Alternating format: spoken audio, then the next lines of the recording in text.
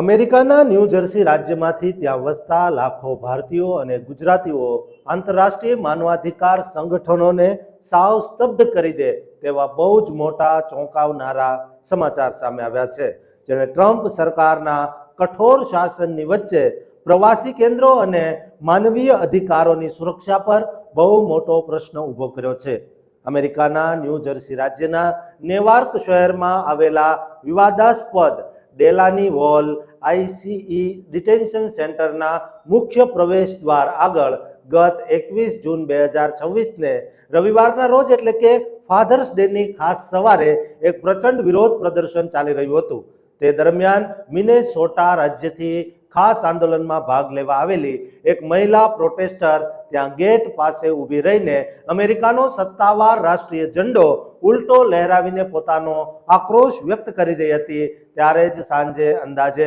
5 વાગ્યાની આસપાસ એક લાલ રંગની શક્તિશાળી ડોજ ચેલેન્જર કારે બહુ જ ક્રૂરતાપૂર્વક આ મહિલાને પાછળથી જોરદાર ટક્કર મારી દીધી, જેના કારણે તે હવામાં ફંગોળાઈ અને રસ્તા પર પછડાઈ ગઈ. અને આ આખી હૃદયદ્રાવક ઘટના ત્યાં લાગેલા કેમેરાના લાઈવ વિડીયોમાં સાવ સ્પષ્ટ કેદ થઈ ગઈ. આ અકસ્માતમાં સદનસીબે મહિલાનો જીવ બચી ગયો અને તેને નોન લાઈફ થ્રેટનિંગ ઇન્જરીઝ એટલે કે જાન લેવા ન હોય તેવી ઈજાઓ થઈ છે, જેને તાત્કાલિક સારવાર માટે યુનિવર્સિટી હોસ્પિટલમાં એડમિટ કરવામાં આવી છે. પરંતુ લોકલ એક્ટિવિસ્ટનો આક્ષેપ છે કે તેને હજુ સુધી જોઈતી પૂરતી મેડિકલ કેર મળી નથી અને તેની સ્થિતિ અત્યારે સાવ સ્થિર હોવાનું જાણવા મળ્યું છે. આ ભયાનક ઘટના પાછળનું અસલી બેકગ્રાઉન્ડ અને મોટો સસ્પેન્સ એ છે કે આ રેલી ફાધર્સ ડેના પવિત્ર દિવસે જેલોમાં બંધ માઇગ્રન્ટ્સ પિતાઓની મુક્તિ માટે ફ્રી ધ ડેડ્સ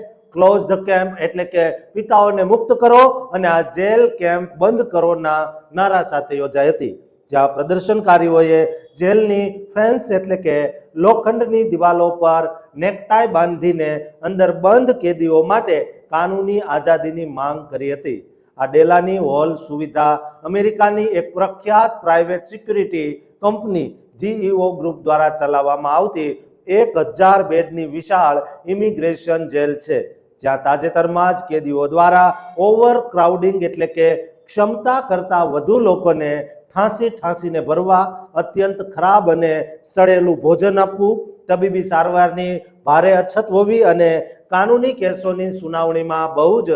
લાંબો સમય વિતાવવો જેવા ગંભીર કાનૂની આક્ષેપો સાથે જેલની અંદર એક બહુ જ મોટી ભૂખ હડતાલ એટલે કે હંગર સ્ટ્રાઇક પણ કરવામાં આવી હતી, જેના લીધે અગાઉ પણ અહીં પ્રદર્શનકારીઓ અને પોલીસ અધિકારીઓ વચ્ચે ભયાનક અથડામણો થઈ હતી, જેમાં અધિકારીઓ પર હુમલો કરવાના આરોપમાં અનેક બહારના રાજ્યોના એક્ટિવિસ્ટની ધરપકડ કરાઈ હતી અને ટોળાને વિખેરવા પેપર સ્પ્રેનો પણ મોટો ઉપયોગ થયો હતો. આ કેસમાં સૌથી વિવાદાસ્પદ મુદ્દો એ સામે આવ્યો છે કે આંદોલનકારીઓ અને સસેક્સ વિઝિબિલિટી બ્રિગેડ નામના સામાજિક સંગઠનોએ પ્રચંડ કાનૂની દાવો કર્યો છે કે આ ગુનાહિત કાર ચલાવનારો ડ્રાઈવર બીજો કોઈ નહીં પરંતુ આ જ પ્રાઇવેટ જેલ ચલાવતા જીઈઓ ગ્રુપનો પોતાનો સત્તાવાર સરકારી કર્મચારી હતો. જોકે આક્ષેપ હજુ સુધી કાનૂની રીતે સાબિત થયો નથી. ડિપાર્ટમેન્ટ ઓફ હોમલેન્ડ સિક્યુરિટી એટલે કે ડીએચએસ અને આઈસીએ સત્તાવાર નિવેદન આપીને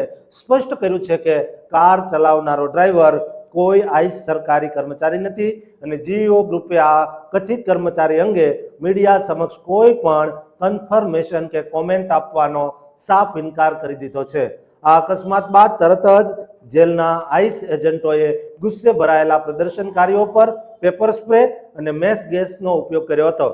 જેના કારણે ઘટના સ્થળે તણાવ 7મા આસમાને પહોંચી ગયો હતો. હાલમાં નેવાર્ક પોલીસ ડિપાર્ટમેન્ટ દ્વારા આ આખા હુમલાની કડક કાનૂની તપાસ શરૂ કરી દેવાય છે, પરંતુ ડ્રાઈવરની ધરપકડ કે તેના પર કઈ કલમો લાગશે તે અંગે હજુ સુધી કોઈ મોટી ઓફિશિયલ અપડેટ બહાર આવી નથી. તમને જણાવી દઈએ કે નવી ટ્રમ્પ સરકારના સત્તાવાર આદેશ હેઠળ આ વિવાદાસ્પદ જેલને ફરીથી લાઈવ ખોલવામાં આવી છે, જેના વિરુદ્ધ યુએસ કોંગ્રેસમાં ઘણી સુનાવણીઓ અને અદાલતી કેસો પણ પેન્ડિંગ છે. સત્તાવાળાનો આક્ષેપ છે કે આંદોલનકારીઓ રસ્તાઓ બ્લોક કરીને હિંસા ફેલાવી રહ્યા હતા, જ્યારે એક્ટિવિસ્ટ તેને શાંતિપૂર્ણ પ્રદર્શન ગણાવી રહ્યા છે, જે ચાલુ જૂન 2026ના મહિનામાં અમેરિકાની આખી ઇમિગ્રેશન પોલિસી સામે બહુ જ મોટો રાજકીય જંગ બની ચૂક્યો છે. દોસ્તો, ગુજરાતીઓ મોટી સંખ્યામાં આ વિસ્તારમાં વસવાટ કરે છે, ત્યારે તેઓ સતર્ક રહે, સાવધાન રહે, કારણ કે આ આંદોલન ખૂબ જ લોહિયાળ બની ચૂક્યું છે.